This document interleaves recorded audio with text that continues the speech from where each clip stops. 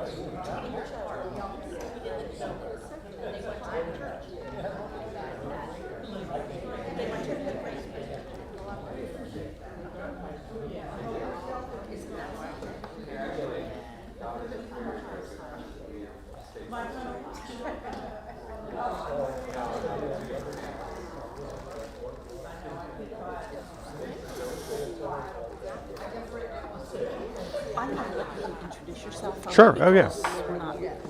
I'm not Mike. Oh, yeah. No, that's fine. And then if you need anything, just holler. Great. Yeah. Do you want anything more to drink? You okay? This will be good. This will. I will. This will be fine.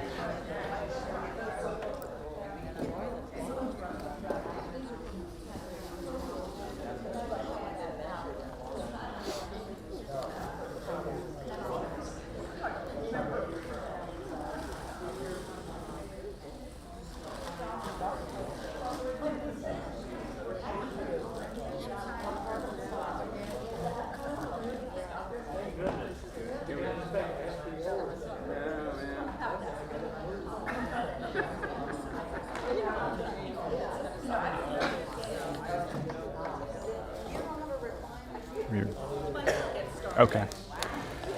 Good afternoon, everybody. Thank you all very much for coming. This is the third of a series of lectures that I've given since last year. Last summer began this kind of three-part series. And we began last summer really talking about the history of Northeast Florida and Duval County going back to the 16th century. And we're going to bring our story up into the 1960s. And then by the third class, which is going to happen on May 28th, and we'll talk about the schedule in just a little bit, we're going to bring it up to the 21st century. And because this has been done under the auspices of the Matthew... Can I test? Yes. It's working. Great. Is everybody able to hear me with projecting, or would it be better for me to speak through the microphone? Okay, I will do that.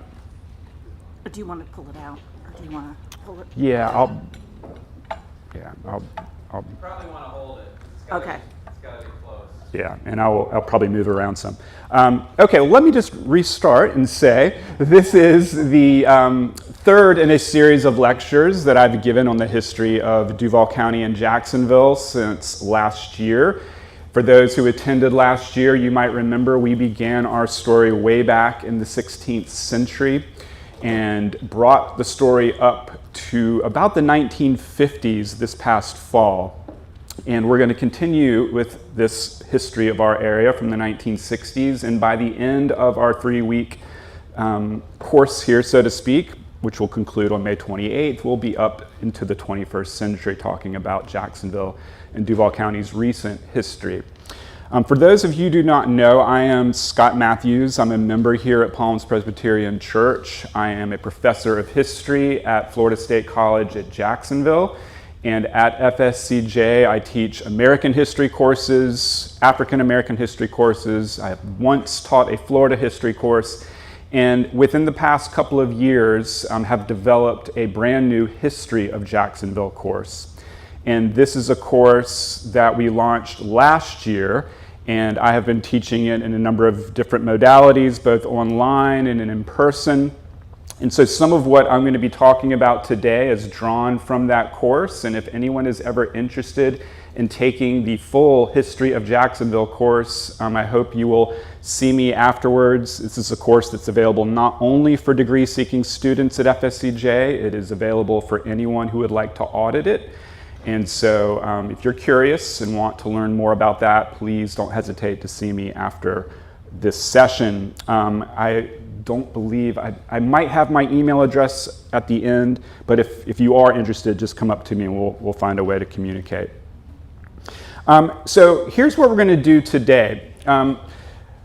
The description I read says that I'm going to be talking about Axe Handle Saturday, which is true. I'm going to be talking about, in short, the civil rights movement in Jacksonville in the 1960s. But I am not going to get all the way to 1968, the year of consolidation in Jacksonville, the year that Duval County and City of Jacksonville governments consolidated and turned Jacksonville into the largest city land area-wise in the United States. That is an extraordinary story, and it's one we're going to learn about next time, which is not next Tuesday, which is the 14th. We're going to meet again on the 21st. So when we come back on the 21st, we're going to take the story from the late 1960s into the 1980s, and we're really going to focus on something called consolidation, about why consolidation happened. Jacksonville, as we're going to see and as I'm going to emphasize, was a city on the brink. It was a city that was dealing with any number of crises, including a crisis of governance, scandals, economic issues that were threatening the city's well-being, environmental issues, pollution. Jacksonville at the time was one of the most polluted cities in the nation, and as a result of consolidation, some, but not all of these problems were addressed. In addition to, I should point out here, an issue with public education. A lack of adequate funding for public education in the city led some city high schools, in fact all city high schools in 1964, to be disaccredited. And so we will talk about that tumultuous period in the city's history next time, and then I promise there is good news, and we'll talk about how Jacksonville arises from that crisis during the 1990s into the 21st century, and how it kind of explains the city we live in today. So, as I said just a minute ago, this is a series that Donna Rex and the Matthew 25 group came to me and asked if I would do for the church, and I of course agreed. And initially, we had talked about this as one of the focuses of Matthew 25, which is addressing issues of race relations. And so the theme that we started with last year was looking at the history of race, including slavery throughout Northeast Florida's history. That brought us to the aftermath of the Civil War and the history of Reconstruction, as America and Jacksonville tried to do something unique in the history of the world, which was to create a biracial democracy. And that then brought the story up in the fall, all the way up to the beginning of the Civil Rights Movement, a new phase of the Civil Rights Movement in Jacksonville. So that's where we're going to pick up with today. We're going to talk about the Civil Rights Movement in Jacksonville. I'm going to be focusing in particular on 2 years, 1960 and 1964. And what I want to emphasize, as I've suggested, that this story of the Civil Rights Movement in Jacksonville is that this is not the beginning of the Civil Rights Movement in Jacksonville. It is simply a new phase. For those who attended the class in the fall, you will remember that when we were talking about the history of the aftermath of the Civil War, a period known as Reconstruction, we were emphasizing how in Jacksonville, the church, varieties of churches, particularly the Black church, Baptist AME churches, how the church was the center of this new kind of civil rights movement. Pastors and their congregants played a critical public role in taking their spiritual, religious lives and living them in the community and demanding to be seen as fully human, as full citizens. And so we talked a lot about how during that class we can kind of see the seeds of a civil rights movement when formerly enslaved people are now recognized as citizens with civil rights to fight for and protect. And so this story that I'm talking about today, when we talk about 1960 and 1964, it's nearly a century-long history of the civil rights movement in Jacksonville. And this is just a new phase. And another thing I will emphasize today as we talk about this, again, to kind of frame it in terms of the church, is once again the crucial role that the church will play in the civil rights movement. This, of course, is a political movement. It's a public movement. In many ways, you could say it's kind of a secular movement. But it also is rooted in the church, just as Reconstruction and this effort to create a biracial democracy in Jacksonville was initially rooted in the church. We're going to see the civil rights protests of the 1960s as rooted in the church. In fact, even a Presbyterian church. Laura Street Presbyterian Church, a black Presbyterian church at the time that was located in Laura Street, very close to where I work at the FSCJ's downtown campus. Laura Street Presbyterian and very close by Bethel Baptist Church. Those were two of the heart centers, so to speak, of the protest movement in Jacksonville. And so we will emphasize that again. I'm going to not focus on churches, but I want that just to be in the background as we talk about this today. So as I said, 1960s Jacksonville is a city on the brink. And today we are talking about the issue of civil rights. And when I talk today about Jacksonville, I want to emphasize something, that if you have ever read about the civil rights movement, if you were a curious student of the civil rights movement and have read maybe books about it, you will find very quickly that most histories of the civil rights movement completely leave out Jacksonville. Jacksonville, however, as we're going to see, was in 1960 and 1964 in many ways at the center of the civil rights movement, but you would never know that based upon reading general histories of the movement. And that is in part because Jacksonville was a city that had very strong local leadership, had a very strong NAACP, and in many ways there are documents that we have found where Martin Luther King will be writing to local black pastors and local black civil rights leaders asking if he can come to town, and they always said, nope, we don't need your help. We've got it under the control here. And so the limelight was never really on Jacksonville because the big leaders who oftentimes got media attention were not in the city. And as a result of that, there's been sort of this just lack of knowledge about what actually happened in Jacksonville. And so what I've always been struck when telling my students about this history is just how very little they know. The almost absolute absence of knowledge of local history amongst my students. And that's the other thing we had in mind for this particular course here at Palms, and that is not that you are historically illiterate. I do not think that in any way, but we are a church in an area of Duval County that has a lot of newcomers to the city, and I think it's important for people who are new arrivals to the city to also have a good understanding of the unique history of our area. So let me begin here just 1 year before 1960. And in 1959, we really begin to see the seeds, once again, not of a brand new civil rights movement, but a new phase of the civil rights movement. And this man, Frank Hampton, in 1959 begins to publicly address segregation in Jacksonville in a way that no one else had done up to this point in the city's history.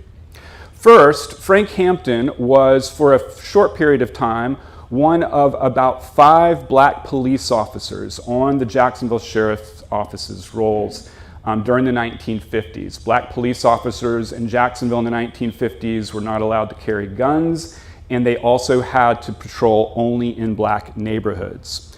So Frank Hampton broke a barrier by being one of the first black police officers in the city, but he also had an extraordinary courage to begin to call out the city's segregation in municipal facilities. Those are city-owned facilities, and two in particular: city-owned golf courses like Hyde Park and the Gator Bowl, what is today the TIAA Stadium where the Jaguars play. Back in the 1950s and early 1960s, if you were a black golfer and wanted to play at a local city-owned golf course, they were completely segregated. The Gator Bowl, too, was segregated. And so Frank Hampton begins to publicly call out city officials, including a mayor named Hayden Burns, who we'll learn more about today, for segregation in city facilities. Building on what Frank Hampton did, in 1960, we see a new phase of the civil rights movement begin. Now, if you have studied civil rights movement history, you will perhaps know that February 1st, 1960 is a very important day in the history of America's civil rights movement. On February 1st, 1960, 4 black college students in Greensboro, North Carolina, sat in at a lunch counter at a Woolworth store in downtown Greensboro. And they got arrested and therefore called attention to this discrepancy that was oftentimes present in downtown stores, particularly in the South. Stores like Woolworths, W.T. Grant's, where you could, as a black customer, walk into a Woolworths or a Grant's, you could buy school supplies, you could buy clothing, anything you needed for the home, but when you went into the lunch counter that was oftentimes attached to these stores, the store would not serve you. And so these young college students were asking to be served at this lunch counter, they're arrested, and thus begins what is now known as the sit-in movement, the student sit-in movement. So this is February 1960.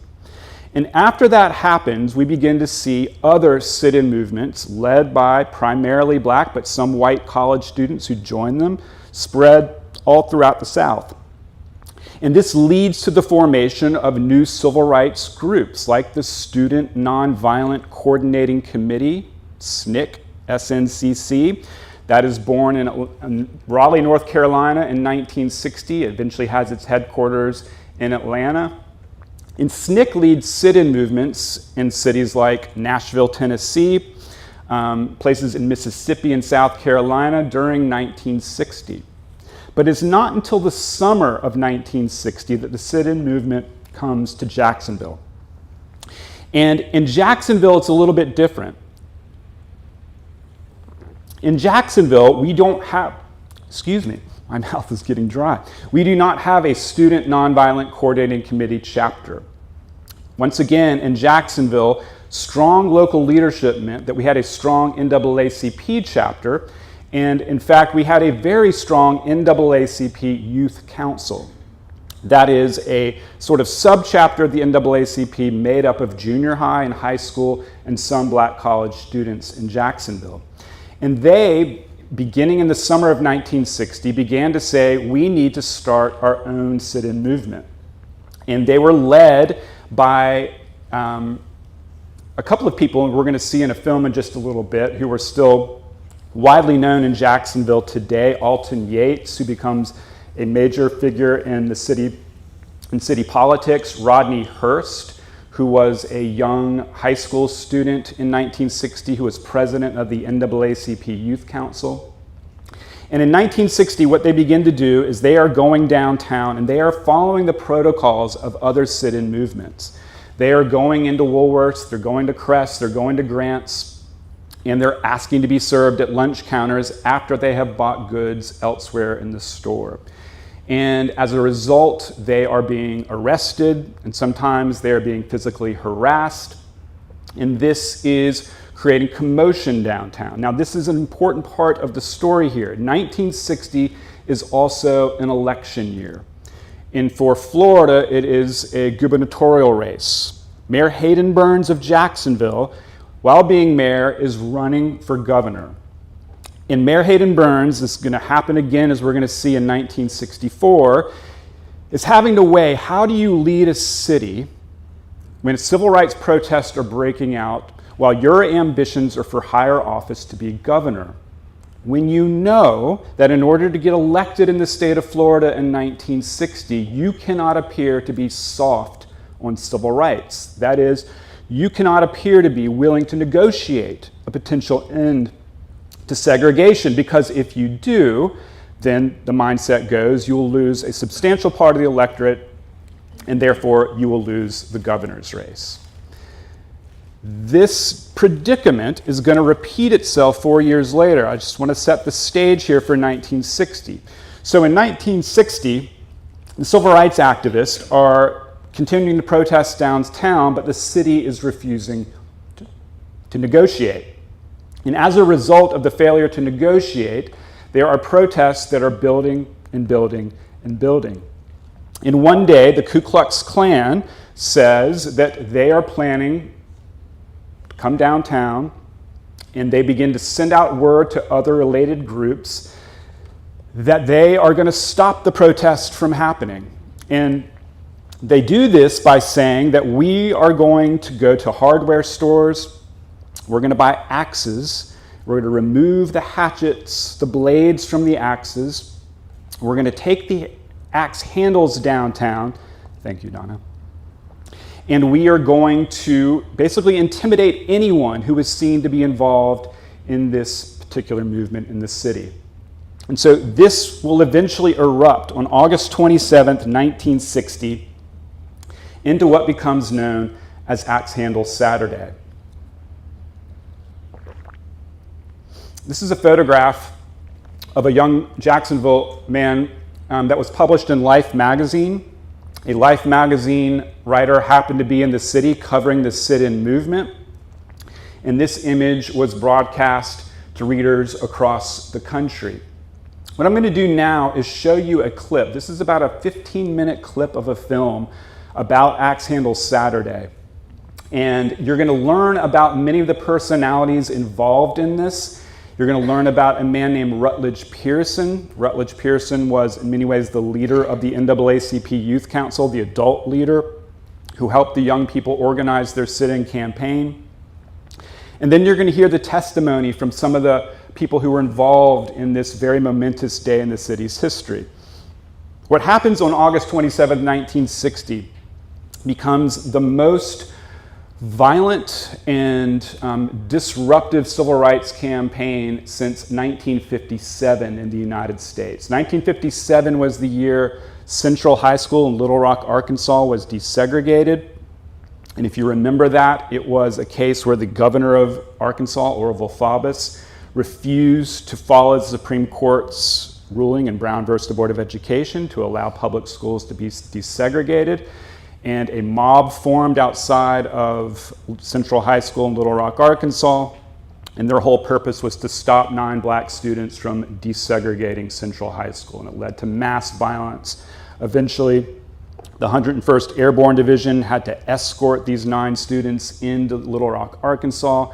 It was a major constitutional crisis for the United States. Well, not until 1960, not until here in Jacksonville, was there a protest that disruptive and that violent. And so it caught national news, and it was not just Life magazine, but cameramen from across the country caught footage of what happened downtown that day in August of 1960. So I'm going to play us now a clip from this film, Axe Handle Saturday. This was a film that was made about 15 years ago, and so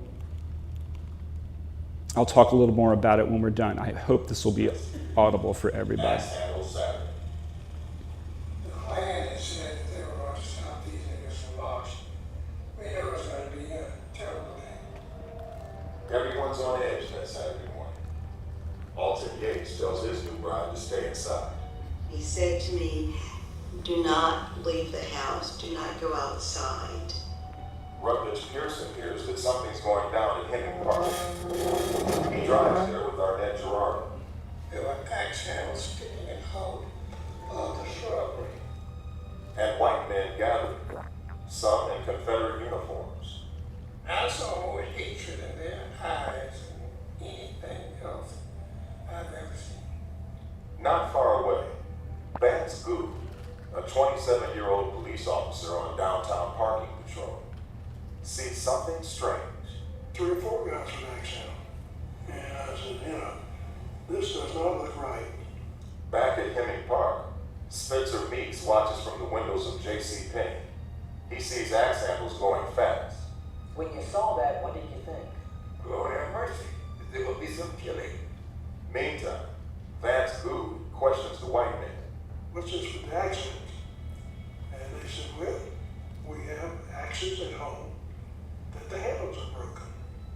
So while we were downtown, we all just bought axe handles. Good goes to the Robert Meyer Hotel, picks up the payphone, and calls headquarters. And they said, well, keep an eye on everything and report in. And I said, okay. Returning to Laura Street Presbyterian Church, Rutledge Pearson talks to the kids in the youth council. All of them wanted to continue. But not at Woolworth. That's by the park. Too close to the whites.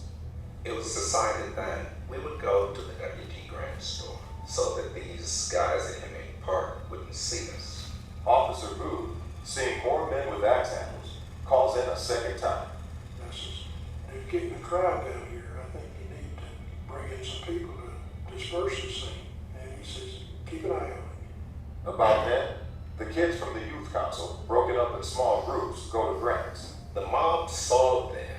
And that's when it starts. Those kids inside Grant's have no idea what's about to hit them. At first, you don't know what it is. You could look up the street and see hordes of people. They all had axe handles and baseball bats. As the mob got closer and closer, then you could see that they were swinging at everything that looked black downtown. Going in all directions. And just as fast as we could.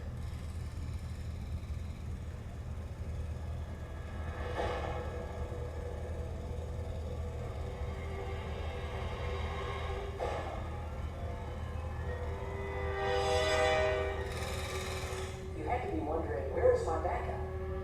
Oh, I was. By now, downtown is out of control. 200 to 300 white men are hunting down black shoppers, black demonstrators, black women, black children, and beating the daylights out of them. Seeing the melee around Grant's, another group of youth council kids, led by Alton Yates, retreat toward Hemming Park. And we went to Woolworth. And they came in and they started swinging these axe handles, these baseball bats. And Alton Yates gets a blow to the head. The pain I don't remember. It's the ringing in my ears that I do remember. I saw them beat many blacks down to the ground. They beat the old lady down. I stood there helpless, couldn't do a thing. I see that lady take the whip and she took with her axe handles. Keep in mind, at this point, there's still apparently only one cop in the area. I saw a black man walking down the street, and the group swarmed around him and started beating him. I was saying, let me through here, let me through here. All right, stop now. And I picked him up. Good takes the beaten, bloody victim over to J.C. Penney. While he's inside, the white mob begins bashing another black man. And I did the same thing. Walked through the crowd, went in and told him to stop. He calls headquarters a third time. I told him, better get somebody's ass down here right now. Soon after, the Boomerangs show up, a gang of black teens just now getting word of the white riot. They're ready to rob. They took the axe handles from the whites and began to beat them. And as the Boomerangs arrive, so do the cops. Lots of them. Officer Good's reaction. Where in the hell have you been? He says, we got it now. And I said, yeah, I probably said, okay, it's about damn time.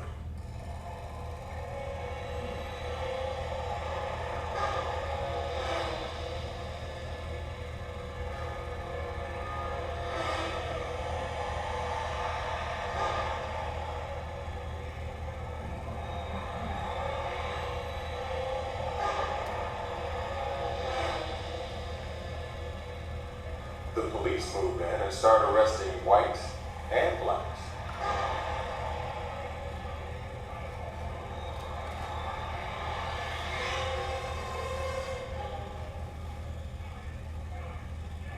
I remember remember seeing a young black guy come around the corner by J.C. Penney's. He darted through the bushes. They grabbed him and pulled him out. And I remember one of the fellows hit him in the head with an axe. The policeman was doing nothing? Nothing. Stood there and looked around. I hate to even address that, but it was fact, and I saw it, and it stuck in my mind just like a fellow getting hit with the axe.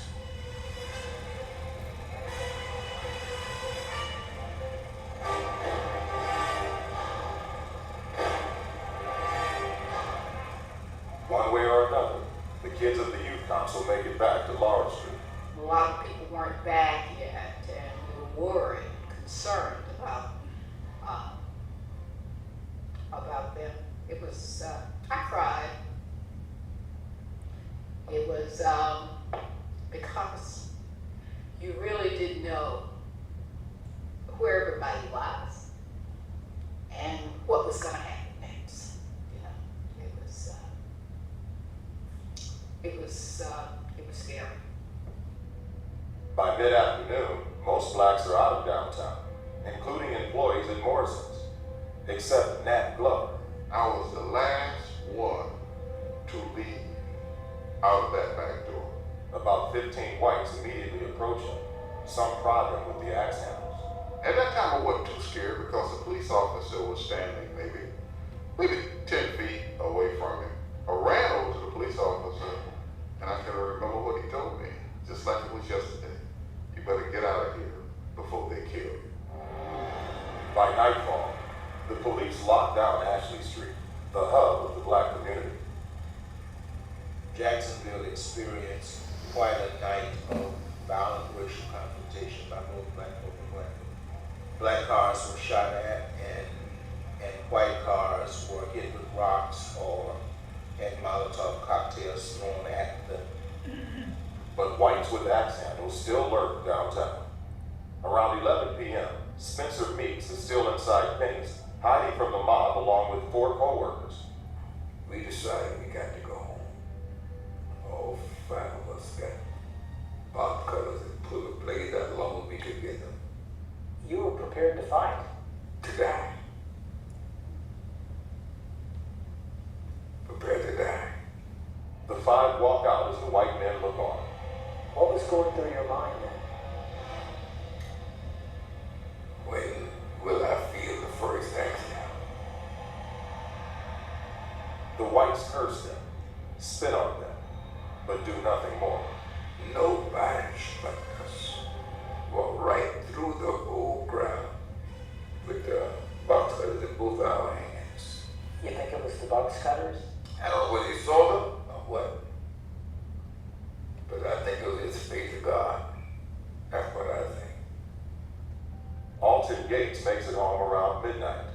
As far as anyone knows, the kids in the youth council are safe. He had been hit in the back of the head, and he carries that scar even today. What did he do? Just held him. I just held him and just was so thankful that he was okay. Jacksonville made the national news, and those axe handles gave the city a big black eye. It was up to Mayor Hayden Burns, an outspoken segregationist, to put the proper PR spin on the story. Now we were surprised at this outbreak. Well, the first place, it was not an uncontrolled fighting that broke out. Let's get the record straight. The police were successful in placing themselves between the two groups and maintaining a distance of about 30 to 50 yards separation between the two groups.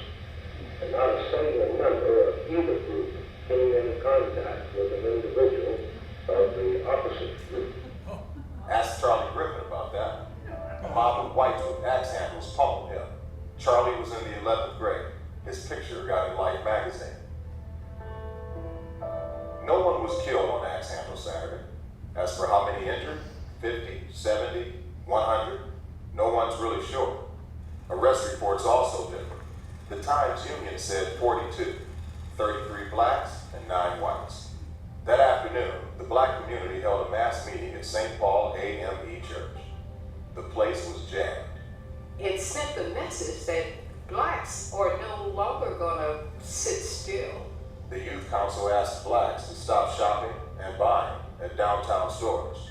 There's one color that everybody understands, and that's green. It was another one of those turning points. The black community was now united and empowered. I felt that at last, maybe I'm in control of my own destiny. The Youth Council asked Mayor Burns to create a biracial committee, if nothing else, just to open lines of communication. He refused.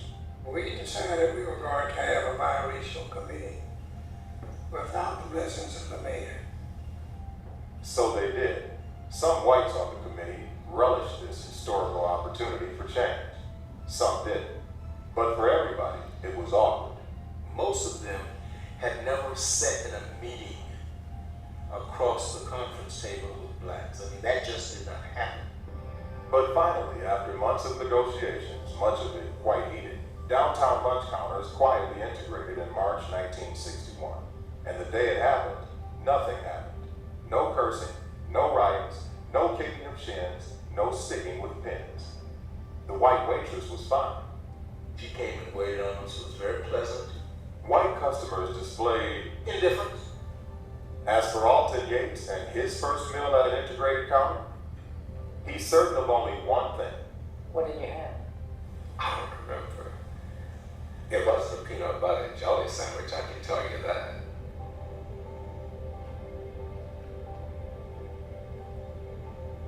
Unless there are people who are willing to risk something, to put something on the line, change does not take place. In order for meaningful change to take place, somebody has to step out there and be willing to take a chance.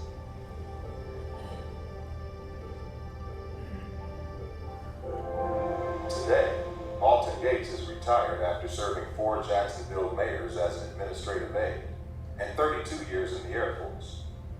Gwen Yates was elected to the Jacksonville City Council. So was Rodney Hurst. Marjorie Meeks Brown became Atlanta's first female postmaster. Spencer Meeks was the first black head coach and athletic director at Ribault High School. Arnett Gerardo became the first black man elected to the Florida Senate. Nat Glover was the first black sheriff of Duval County. Jacksonville buried the memory of Axe Handle Saturday, then spent the next 40 years in denial. Dealing with it was just too much, too embarrassing. Then in 2000, the city came to terms with its past. Not with a demonstration, but with a commemoration. Most everyone from the movement was there, except Rutledge Pearson, the Pied Piper. 7 years after Axe Handle Saturday, he was killed in a car wreck on his way to Memphis. Imagine if he could have led his kids that one last time, 40 years later, when everyone extended a hand, not clenched a fist. Freedom is not free, Rutledge Pearson always said. Nor is it fast.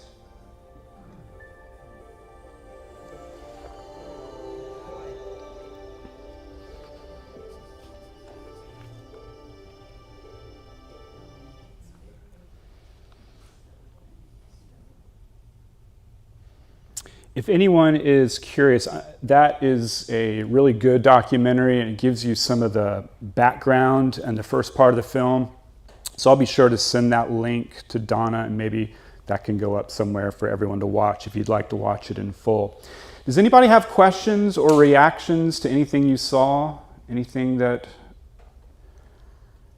struck you or you might want to know more about? Yes. I'm from the area. I'm Yeah. born in 60. I just think it's interesting that the library, which was built maybe in 68, Yeah. was named the Hayden Burns. So apparently he was still, I mean, obviously he was. Yes. Yeah, so for those who do not know, I think today it's the Jesse Ball DuPont building downtown. That was the Hayden Burns Library before a new library was created with the help of Phyllis Towsey, which is currently now across from James Weldon Johnson Park, which used to be Hemming Park, which is where the protest took place. But yes, the library was the Hayden Burns branch, which is where I went to the library as a young kid and was one of my favorite places in the city. But It's striking that a mayor like Hayden Burns, I think during the time when he became eventually governor of Florida in 1964, he was a one-term governor, but nevertheless governor, he had some stature that made memorializing him in some way with the building understandable. But today, if you go to the Jesse Ball DuPont building downtown, the old Hayden Burns Library, you can see there is an image of Rutledge Pearson now on the side of the building. So it's kind of a fitting change in how we memorialize our leaders. And it's also very interesting since in many ways we can see the civil rights movement of the 1960s in Jacksonville as a kind of clash of leadership, a clash of personalities. And why was it that Jacksonville becomes sort of the flashpoint of the civil rights movement in 1960? It's not simply because we had a strong NAACP Youth Council who decided now is the time to break down segregation in downtown stores. It is in many ways also because of a failure of leadership at the highest level, the failure of leadership by the mayor. In many ways, the violence that results on that day, of course, is laid at the feet of the Klansmen and other segregationists who chose violence. But it reached that crisis point because the mayor all along refused to negotiate, refused to have a biracial council. You saw even after Axe Handle Saturday, he's basically what we would today call gaslighting, saying there was no conflict. The groups were separated. There was no violence. I don't know what you were looking at. Probably the media is distorting it. And so that theme of a politician who is more concerned with his perception by the electorate and his ambition for higher office than actually leading the city in which he is mayor can explain a lot of why Jacksonville got a black eye during the 1960s. In many ways, so much of what happened was avoidable, and this is really going to come to pass in 1964. Are there any other questions? Yes, Donna? Not a question, but a comment that it's just amazing how on that day the police turned a blind eye for most of the day until all hell broke loose. Yeah, and that's one of the tricky... And they were there, but they really still didn't try and stop anything. Yeah, there's often been a debate about how do you... I mean, another reason why the violence got out of hand is because there was no police presence other than Vance Good, who was a traffic cop. There is just no way to, with any certainty, prove that there was a concerted effort not to send police to allow there to be a period of violence. Some think that within the Klan, there were members of the police department who were Klan members, and so therefore knew what was coming and basically assured the Klan that they would give them free rein for so many minutes before eventually coming, but there's been no hard evidence of that having happened. But nevertheless, again, what I want to emphasize here in the theme, and this is again getting to this issue of Jacksonville as a sort of city in crisis during the 1960s. In some ways, this is a result of a failure of leadership and how important moral, ethical leadership is and what a void there was in the city during this time, which is going to lead to another culmination of civil rights protest in the 1960s. All right. So I don't want to suggest nothing happens between 1960 and 1964, but for our purposes, we're going to quickly move in to 1964, where we're going to finish up for today. And we'll pick up with the aftermath of 1964 next time. So in 1960, the same year, I'm going to get to 1964 here in just a little bit. In 1960, the very same year that Axe Handle Saturday happens, a Jacksonville woman, a black woman, becomes the first person to file a suit in federal court alleging that Duval County public schools are not abiding by the Brown versus the Board of Education decision. And for the next 35 years, there will be court cases basically arguing that Duval County has still not effectively desegregated its public school system. And it's not until the 1990s that Jacksonville's, or I should say Duval County's public schools will be declared officially desegregated. But that process begins in 1960. But as late as 1964, there are still virtually no schools in Duval County that are desegregated. But we begin to see a change in 1964. And one of those schools is Lackawanna Elementary School. And in February of 1964, a Klan group once again targets what they see as another attempt to bring about racial equality in the city. And this is focused at Lackawanna Elementary, and particularly this young student, Donald Godfrey. Donald Godfrey lived in the Lackawanna neighborhood off I-10, kind of close to the west side, west of downtown Jacksonville. And Donald's mother was extraordinarily brave, willing to let Donald be the first black student to integrate this all-white elementary school in Jacksonville. And as a result of that, in February of 1964, the Klan found where the Godfreys lived, and the Klan planted bombs under the Godfreys' home. The bombs went off and destroyed half of the Godfreys' home. It just so happened that Donald Godfrey and his mother were on the opposite side of the house that night and survived. But once again, the reaction to the mere threat of change has resulted in violence, and still the mayor refuses to negotiate on anything. It's important to recognize here now that the city, particularly the Duval County Public School System, is refusing to abide by a Supreme Court decision. The city facilities, the library, city parks, city pools, all remain segregated. Now, what the sit-in movement in 1960 achieved was a very narrow victory, a very narrow goal, and that is the sit-in movement in 1960, all they did was desegregate downtown lunch counters, not restaurants, not motels, not city facilities, just lunch counters. So those little lunch counters attached to stores like Crest and Woolworth in March of 1961, as the film said, those are desegregated, but they're the only thing that is desegregated. And so by 1964, there's growing anger and frustration. There's outrage at what happened to the Godfreys, but there's also outrage at the mayor and his absolute unwillingness to lead and to create a biracial committee to negotiate a potential end to segregation. 4 years later, having lost the gubernatorial race of 1960, Mayor Hayden Burns is once again looking to become governor of Florida. And once again, Burns is in no mood to talk about civil rights. He learned very quickly in 1960 that what happened in Jacksonville did not help his campaign, but that he also needed to take a stronger stance against civil rights if he was going to be elected in 1964. And in some sense, local black civil rights leaders understood this predicament that Hayden Burns found himself in, and knew by virtue of running for governor that there was going to be a tension on the governor and what he would do and not do. And so they kind of attempted to capitalize on that media tension.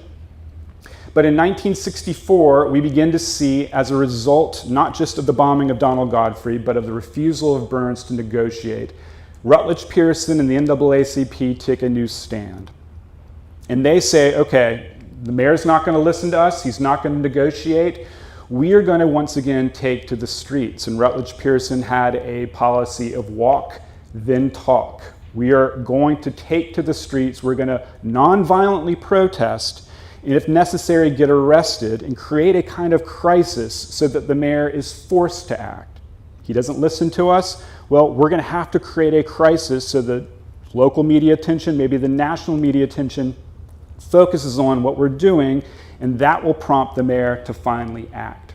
And so in March of 1964, we begin to see downtown, particularly around what is today James Weldon Johnson Park, what used to be called Hemming Park, mass protests by black students, but also by black clergy.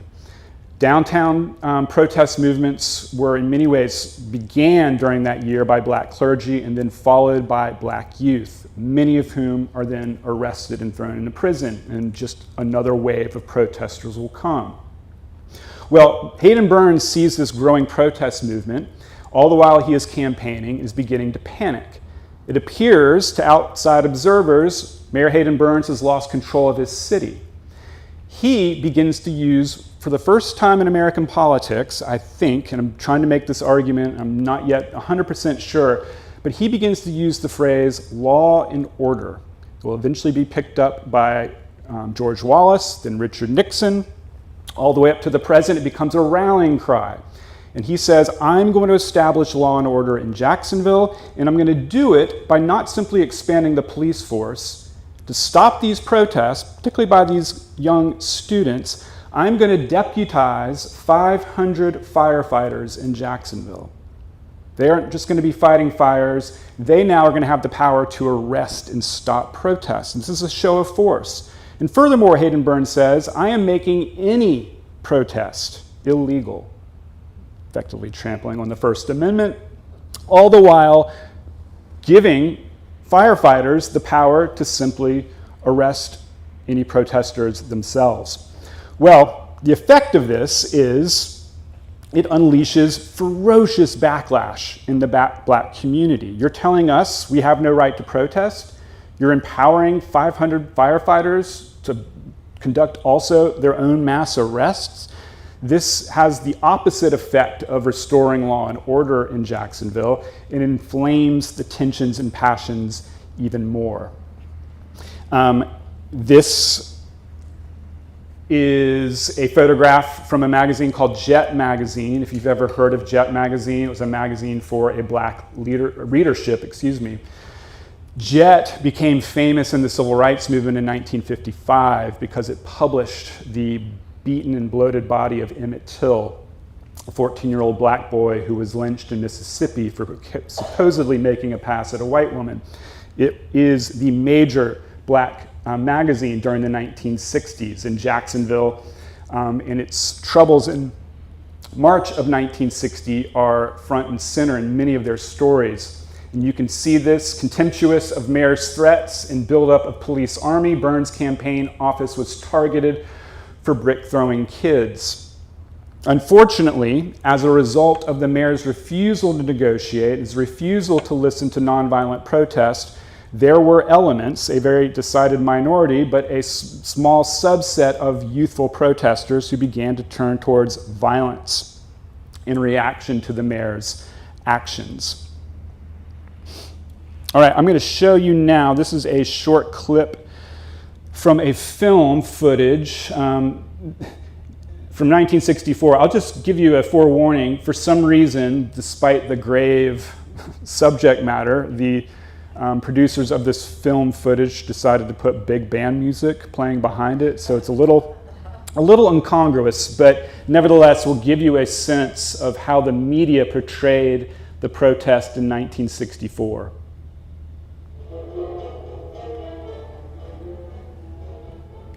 One of the major stories of 1964 touched Jacksonville with a slightly different brush than other areas. There were racial demonstrations, but most were hardly. Bombing of the school integrationist home failed to produce additional violence, and tension grew. In March, the mayor ordered an end to demonstrations fearing violence. The directive produced what it was designed to prevent. When crowds of Negroes gathered in downtown Hemming Park, they were told to disperse. They refused. More joined in and then got out of hand. Mass arrests followed.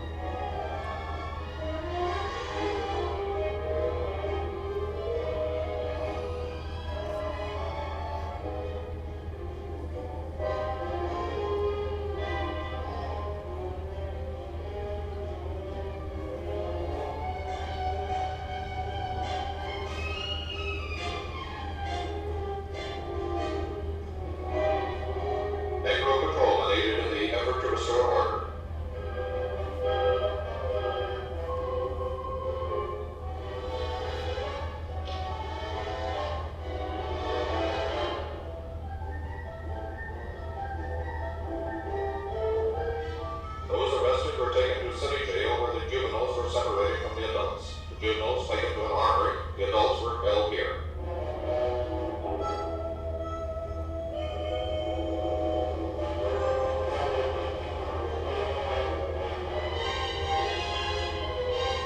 White motorists in the colored sections of town and on the expressways became targets of brickbats.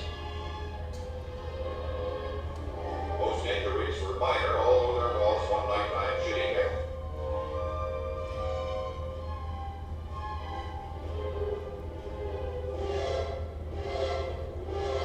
The NAACP headquarters was cleared out when routes for the building began hitting cars and pedestrians.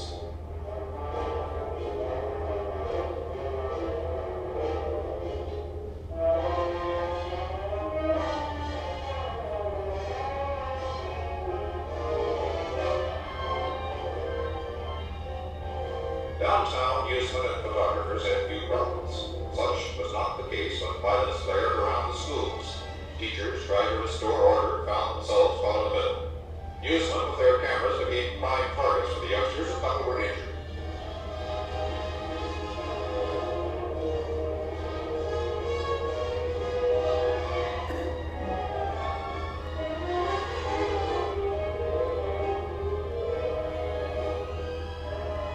In spite of the fact that some of the teachers were hit, they told officers they thought they could restore order if left alone. The police withdrew, and so did the newsmen.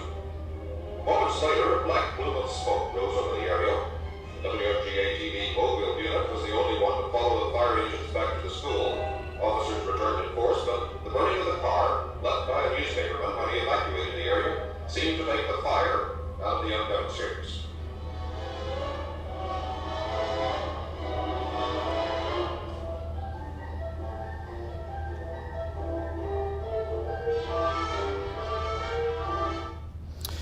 So what you're seeing there is film footage of the consequence of the mayor's policies during March of 1964. And once again, this was covered in national magazines. And this is, again, Life magazine. This is showing students outside of Stanton High School in Jacksonville, Old Stanton High School. And the youths would oftentimes leave school to go downtown to protest.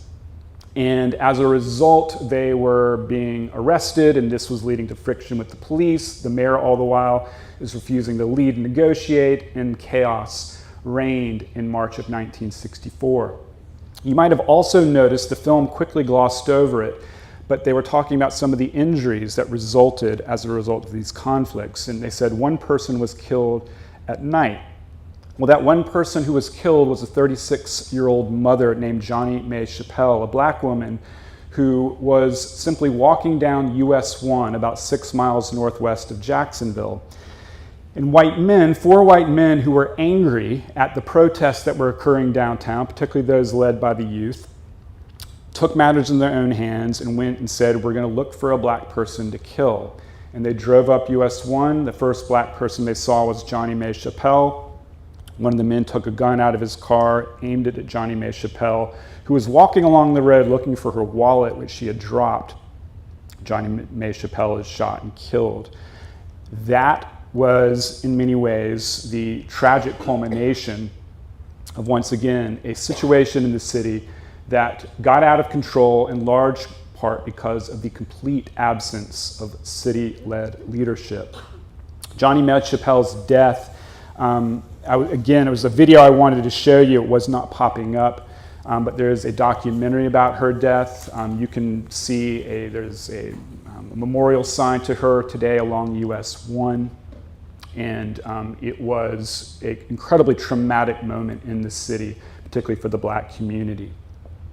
So 1964, and here's where I'm going to finish. 1964, for those who were perhaps alive during that time, you might remember in the spring and summer, and we're coming up on the 64th anniversary of this momentous piece of legislation, the Civil Rights Act of 1964. During the spring and summer, that was being debated in Congress. And there are numerous stories of people talking about what's going on in Jacksonville in March of 1964 and saying, The president, President Lyndon Johnson, needs to act. This is why the United States needs a Civil Rights Act, a law that will ban discrimination in all public facilities. We cannot rely on local leadership, such as Hayden Burns, in order to address these problems. This requires national legislation. It needs to pass, and it needs to pass now. So Jacksonville in March was front and center in the civil rights movement. 64 becomes an incredibly volatile and momentous year. In many ways, the seeds of that volatile and momentous year are in Jacksonville. Which is not to say what happened in Jacksonville necessarily leads to the Civil Rights Act of 1964, but it was part of this conversation that was going on during this time. Well, Lyndon Johnson signs the Civil Rights Act of 1964 into law. What happens in Jacksonville as a result? In short, nothing. City leaders refuse still to abide by this new federal law that bans segregation in all public facilities. And the mayor, who is yet to be elected governor, is refusing still to negotiate. And city leaders, city civil rights leaders, are growing increasingly frustrated, as you might well understand. And this reached a crisis point in September of 1964. And so here's where I'm going to finish. In early September 1964, Jacksonville, Northeast Florida, specifically Volcano Beach, is hit by a major hurricane, Hurricane Dora, the strongest hurricane to hit our area in the last 60 years. It remains so. But interestingly, the next day in Jacksonville, another storm hits the city, and this is an invasion by the British, and specifically the Beatles. Now, what do the Beatles have to do with the civil rights movement in Jacksonville? Well, because the city and the mayor were not abiding by the Civil Rights Act of 1964, municipal facilities like the Gator Bowl still had segregated policies. And the Beatles were going to be playing before a segregated audience in the city until they learned about what was going on. And I'll play you a clip of one of the Beatles talking about their reaction to segregation in Jacksonville.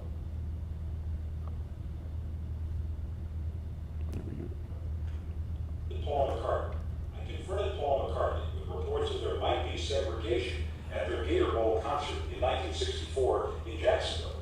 He made it clear the Beatles wouldn't stand for it. I think it would be silly to segregate people because, I don't think all people are any different, they're just the same as anyone else. I mean, over here, there's some people who think that there's animals and something else, so it's stupid, You can't treat them like human beings like animals.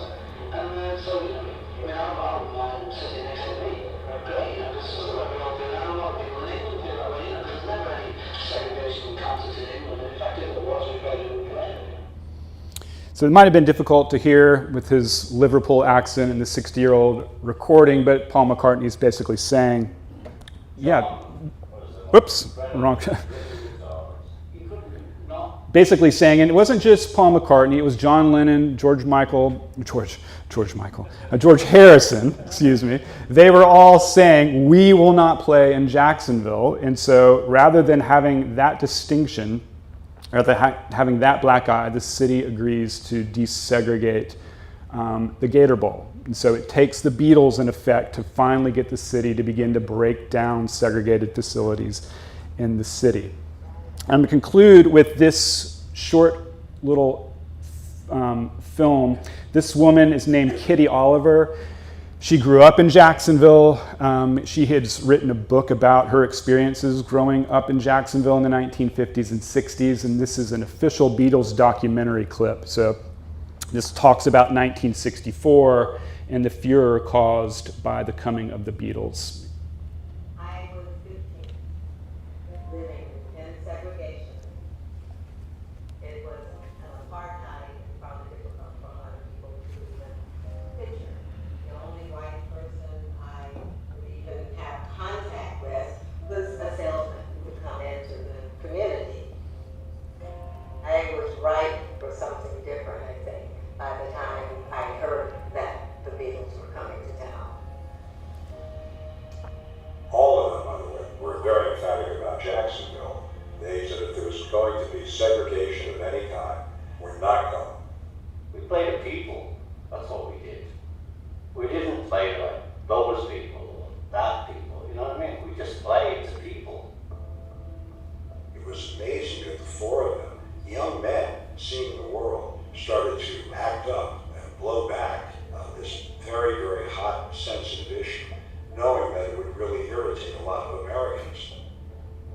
We had to all decide that we agreed on a thing before we do it. That is like one of the classic things about the Beatles. 4 votes had to be carried for any idea to go through.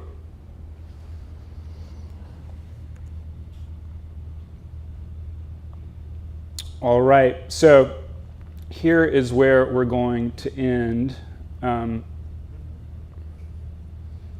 Just as I give you a preview, let me set this up real quick for next time. Where's my slide? Oh, sure, absolutely. I grew up over in Live Oak, and during this period, things were segregated, like the movie theater. Mm-hmm. But segregated meant the blacks, they had to sit in a certain Yes. area. You know, was the Gator Bowl like that? Yes, so there would have been, They could be there. yes. They could be there, there would just be separate sections for, Okay. right. It wasn't as if black concert goers would not be admitted to the Gator Bowl. There was just separate seating, clearly designated spots. And separate restrooms, Yeah. which But I was the just- Beatles actually mentioned in the written material. I Yeah. was just wondering though, the Beatles wouldn't play just because they had to sit separately? Yes. So the practice of segregation, the mere act of separating the audience was what they were against. Yes? You mentioned Hyde Park Golf Course. Yes. I grew up across the street from it, and it was it was public-private. Right. And when I was a kid, they put a pool in, and we didn't play golf, so we just joined the pool. Well, then, when they desegregated, they filled the pool in and turned it into a driving range. Yes. And the city then sold the golf course to private owners, so it would not have to, for a period of time, not have to be desegregated. So rather than, you know, when Frank Hampton started this, the response by the city is, of course we're not desegregating it. We'll sell these golf courses before we'll desegregate them. Yeah. The other thing, I remember the white water fountains and the colored Yeah. water fountains. I had a friend who moved here from Ohio, and she wanted to turn the colored water fountain on to see the colored water fountain.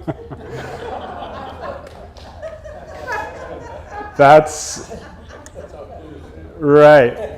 There's a kind of related to what Elaine just said, and just the absurdity of it all. If you notice Spencer Meeks in the film, who was this renowned figure at Ribault High School, during the 1960s, he was a downtown janitorial worker. And one day, he did this a lot, he said, he would go downtown to the white and colored water fountain signs, and he would unscrew the white sign and unscrew the colored sign, and then he would flip them, and said that I did that routinely, and no one ever noticed. They would walk up to one water fountain one day, and it'd say for white, and the next day it'd say for colored, and it was his way of kind of mocking it. The other thing I remember was the white ladies' restroom and the colored women. Ah, interesting. Because I was told by my grandmother that there were certain things you had to do to be ladies, Yeah. and colored people couldn't be ladies. Well, that's also, Elaine, important to point out too, that shopping downtown for a woman was very different whether you were a white woman or a black woman. Downtown stores, if you were a black woman, you could not try a hat on. If you put it on your head, you had to buy it. If you put shoes on, you couldn't try shoes on. If you put them on, you had to buy them. In the mind of the owner, they were tainted. The perception would be that others would not want to buy something that was put on by a black person. And so that was one of the other indignities. It wasn't just a sign, it was the language on the sign. It was how you were treated as a human being. And so this was both a kind of constitutional issue, right? Whether or not a business can deny service to an individual. And of course, during this time, a lot of the business owners spoke about, well, what about our rights? What about our liberty? We're being told we have to serve anyone we want. Our rights and our liberty is being infringed upon. So there was these debates about matters of law, but the civil rights movement, and for us here at a church, was fundamentally at its very core about what it means to be a human being. These were ultimately moral questions. And thus it should be no surprise that the lifeblood of the movement was coming out of the church, even though the language oftentimes was cast in kind of secular legal ways. Here we are 60 years later, and we're still having the same discussions and the same debates. Which I think ultimately are about humanity. I mean, through it all, these are questions about, again, how we understand our neighbor and see each other in our neighbor, and that seems to be the nature of human sin, that we can't get past that. Any other? Yes, Jeff?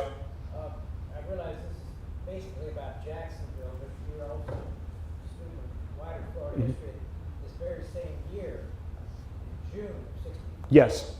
St. Augustine had even an event that had more notoriety. Oh, absolutely. What kind of conversation, connection with Jacksonville folks and St. Augustine? That's a really good question.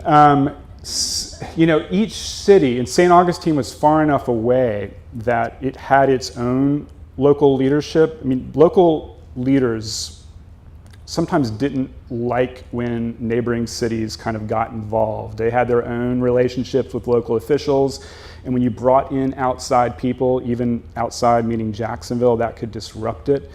And of course, in St. Augustine that year, Martin Luther King came to St. Augustine. King, again, wanted to come to Jacksonville numerous times and basically was told, we don't need you. But what happened in St. Augustine brought national attention because of the presence of King. But in terms of relationships between the Jacksonville movement and the St. Augustine movement, I don't know of anything explicit or anything direct.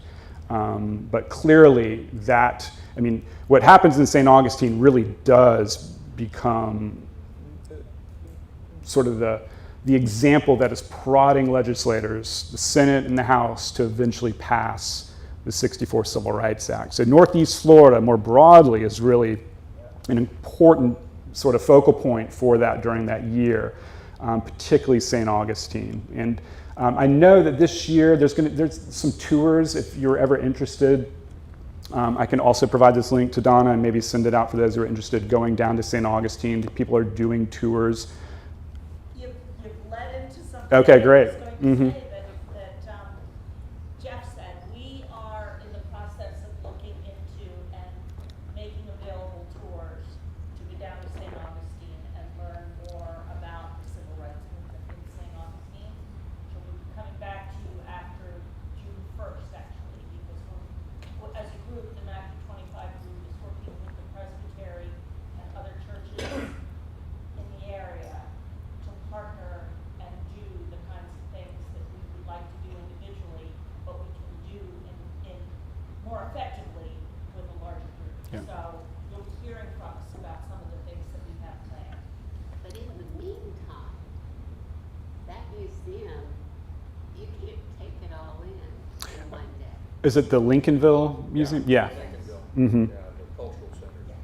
Yeah, Lincolnville, if you're not familiar, is the historically black neighborhood in west of downtown St. Augustine. And there's a new museum there that's just fabulous. I have yet been there, but that's been what I've been told is just a remarkable place.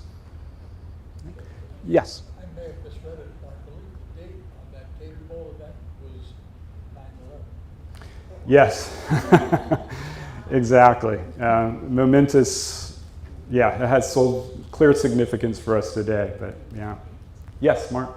So I grew up in Colorado, so I wasn't involved in much of this, but then I went to school in North Carolina. My dad was driving back, and this is '66. He's a farmer, and farmers like to feel they can do what they want to do. And so we felt, and I felt at the time, well, if you own a business, you have to decide who you want to serve or not. Right. So we're at a restaurant, and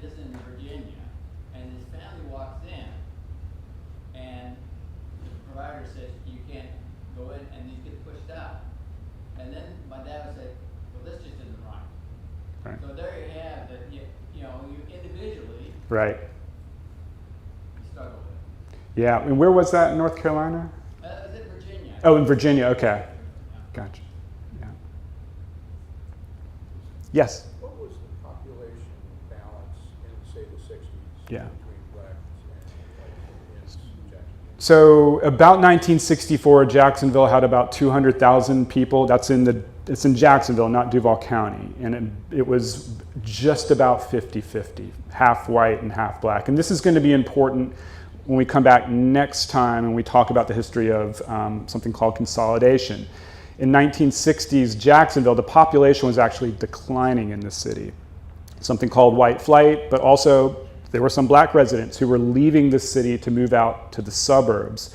And so the city's population was declining.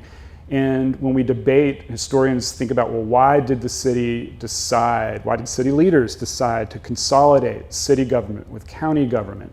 There's going to be many, many reasons that we'll discuss next time. But one of them, some people suggest, is the prospect by the late 60s, by the early 70s, with the population trends being what they were, there could be a black majority in Jacksonville, which would mean black political power on city council in ways that had not been seen. And so was consolidation, because Duval County, the rest of the Duval County area outside of the city of Jacksonville, was about 70% white. And so by consolidating it, you do away with the prospect of a black majority population. So it was right on the line, and that's going to be really, really important when talking about consolidation a little bit later. Other questions? All right, well, thank you very much.